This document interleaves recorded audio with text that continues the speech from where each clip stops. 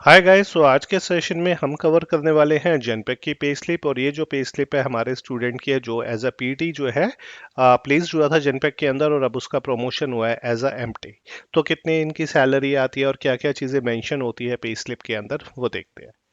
सो अगर हम बात करें सबसे पहले तो यहाँ पे आप कंपनी का नाम दे सकते हो। यहाँ पे लिखा हुआ है जेनपेक इंडिया प्राइवेट लिमिटेड, नीचे उनका एड्रेस आ रहा है और यहाँ लिखा हुआ है जो पे स्लिप है वो अक्टूबर मंथ के यानी कि 3 महीने पहले की। इसके अलावा अगर मैं देखूं तो इनकी जो डेट ऑफ ज्वाइनिंग है, जब इन्होंने एज अ पीडी ज्वाइन किया था कंपनी को, तो डेट इज 2 मार्च 2021। तो यहाँ पे इन्होंने डेट ऑफ ज्वाइनिंग जो इनकी मेंशन कर रखी है।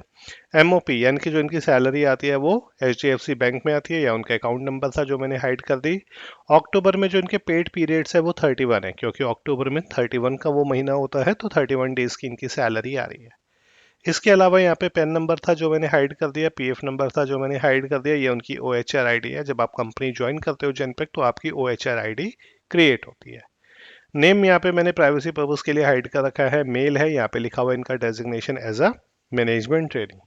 सो मैं आपको प्रोसेस एसोसिएट्स यानी कि इससे पिछला जो डेजिग्नेशन होता है वो प्रोसेस डेवलपर होता है, फिर प्रोसेस एसोसिएट होता है। तो मैं तीनों की ही पे स्लिप आपके साथ जो है, आज मैं मैनेजमेंट ट्रेनिंग की कवर कर रहा हूँ तो आने वाली क्लासेस में उनकी भी करूंगा। लोकेशन जहाँ पे ये वर्किंग है वो गुड़गांव है। और जो इनका टैक्स कैलकुलेट हो रहा है वो न्यू रिजीम के अकॉर्डिंग हो रहा है, क्योंकि दो टैक्स रिजीम होते हैं, एक ओल्ड होता है या न्यू होता है। इन्होंने न्यू जो है ऑप्ट कर रखा है। ये यूएन नंबर था जो मैंने प्राइवेसी पर्पस के लिए हाइड कर रखा है। अब हम बात करते हैं इनकी अर्निंग्स की कि इनकी मंथली सैलरी कितनी आती है, कोई एरियर है या नहीं है, या टोटल सैलरी इनकी कितनी होती है। सबसे पहले यहाँ पे बेसिक सैलरी मेंशन है विच इज 26,173। उसके बाद 844 के, क्योंकि इनका जो है एज एम टी गए हैं तो हो सकता है इनका एरियर पीछे का जो पार्ट बचा हुआ हो सैलरी का। सो टोटल सैलरी जो इनकी बेसिक आई है वो आई है 27,017 रुपीज। उसके बाद जो एच आर इनका आया है वो है 15,704। ये मंथली है जो इन्हें मिलेगा ही मिलेगा, लेकिन पिछला एरियर भी चल रहा है, यानी कि कई बार हमारा जब प्रमोशन होता है तो प्रोराटा बेसिस पे जो पिछले महीने का पार्ट होता है वो नेक्स्ट महीने हमें मिलता है। सो टोटल जो इनका आ रहा है 16,211 जो एच आर है। इसके अलावा कन्वेंस अलाउंस 740 है, एरिया 24 है और 764 इनका टोटल है। तो यानी कि ये तीनों चीजें जो फर्स्ट थ्री पार्ट है ये तो इन्हें हर महीने मिलना ही मिलने हैं। इसके अलावा यहाँ पे आप देख रहे हो डिप। अब ये डिप क्या होता है? डिप होते हैं जो आपके परफॉर्मेंस बेस्ड जो है आपको मिलते हैं। ठीक है। जनरली जो एमटी होते हैं उन्हें साल में एक बार मिलते हैं। जैसे परफॉर्मेंस इनकी 50,000 भी होती है उसके अकॉर्डिंग भी होता है। एवरेज परफॉर्मेंस है, लो परफॉर्मेंस है, हाई परफॉर्मेंस है, उसके अकॉर्डिंग डिप जो इन्हें मिलता है, जो एमटी लेवल के लिए ईयरली होता है। और अगर आप पीडी या पीए हो तो ये आपका इंसेंटिव की फॉर्म में हर मंथ में मिलता है। सो यहाँ पे 15,000 मिला हुआ है, क्योंकि इनका जो प्रमोशन हुआ है वो मिड ऑफ द ईयर हुआ है, तो इन्हें पूरे साल का नाम मिलके पार्ट में मिला हुआ है। सो विच इज 15,000। सो अगर मैं हर महीने की बात करूँ तो इन्हें फर्स्ट थ्री पार्ट जो है वो मिलेंगे ही मिलेंगे। 26,170, 15,704 और 740।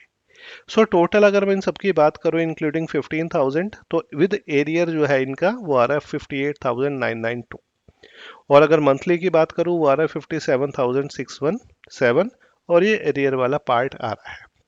लेकिन अगर मैं इनका डिप हटा दूं, क्योंकि डिप तो हर महीने मिलेगा नहीं, लेकिन ये तीनों पार्ट इन्हें हर महीने मिलेंगे। तो अगर मैं इन तीनों को ऐड करूं, 26,173 प्लस 15,704 प्लस 740 जो मैंने सर्कल कर रखे हैं, तो 42,617 इन्हें हर महीने सैलरी मिलनी मिलनी है। बोनस इनका ईयरली आएगा।